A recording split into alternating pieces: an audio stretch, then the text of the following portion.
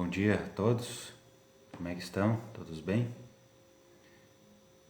Sejam bem-vindos a mais um Acordando o Sol com as Escrituras. Eu sou o Bispo Fábio da Ala Santo Ângelo, de A Igreja de Jesus Cristo dos Santos dos Últimos Dias. E hoje eu vou compartilhar breves ponderações sobre terceiro Nef 5, no livro de Mórmon. Gostaria de perguntar se cada um já fez a sua oração para iniciar o seu dia. Convidar o Espírito, aconselho cada um, além da oração, também fazer a leitura, terceiro Nef 5. Dessa forma, convidar o Espírito e ter um melhor aproveitamento das Escrituras, que são as palavras de Deus dadas a nós através de seus servos, os profetas. Terceiro Nef 5. Então, nos capítulos anteriores, eles tinham batalhado contra o bando de Gadianton, certo? E tinham vencido, por causa que se arrependeram, né, de seus pecados, e o Senhor os favoreceu. E eles haviam aprisionado parte daquele bando, ou então, e a outra parte havia sido morta, tá? Então era essa a situação atual. Daí no primeiro versículo diz o seguinte: E então eis que não havia uma só alma entre todos os nefitas que tivesse a menor dúvida quanto às palavras proferidas por todos os santos profetas, pois todos sabiam ser necessário que elas se cumprissem. Tá? Então imagina um povo onde todo mundo tinha testemunho do profeta,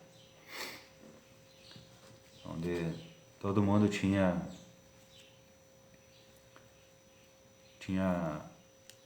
tido essas experiências e essas comprovações de que os profetas estavam falando a verdade, falaram a verdade no passado.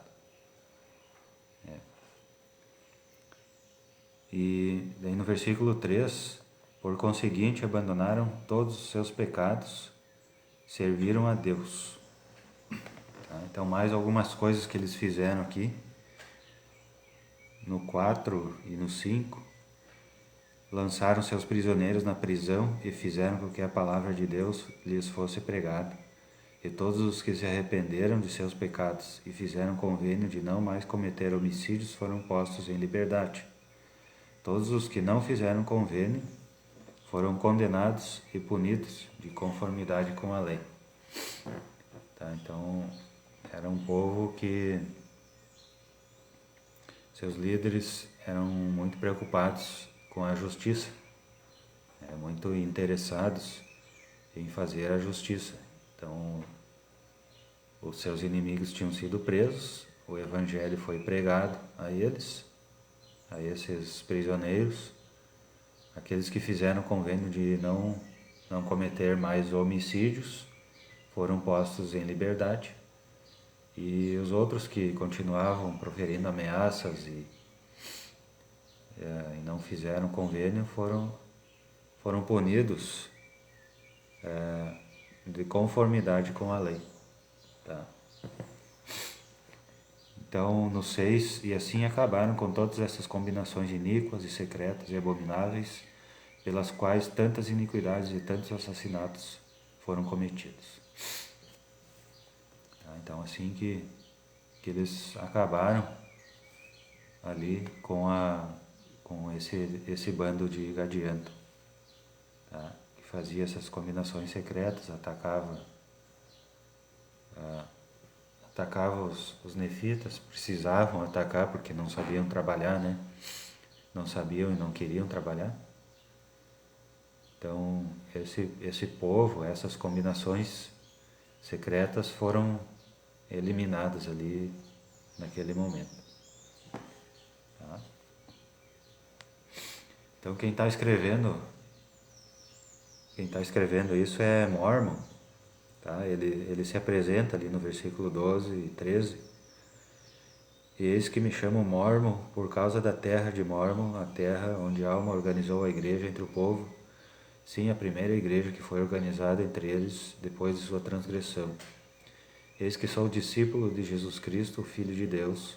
Fui por ele chamado para anunciar sua palavra ao povo, a fim de que tenham vida eterna.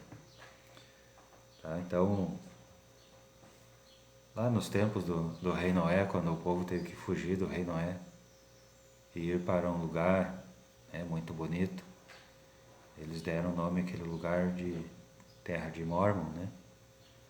Então, Mormon aqui, o profeta, né? Ele recebeu esse nome agora muitos e muitos anos depois, né? Ele recebeu esse nome por causa dessa terra. É isso que significa. O significado literal não está dito aqui, mas é por isso que ele recebeu esse nome. No 22, ele fala o seguinte: enquanto os filhos de Leí guardaram seus mandamentos, ele abençoou-os e fê-los prosperar segundo a sua palavra. Tá? Então ele está falando aqui, ele está falando um breve relato sobre desde que Leí deixou Jerusalém, chegou na terra da América, que todas as vezes que eles prosperaram foi porque guardaram os mandamentos e então prosperaram. Tá? Então, esse é um dos segredos contidos nas Escrituras. Quando nós guardamos os mandamentos, o Senhor nos faz prosperar.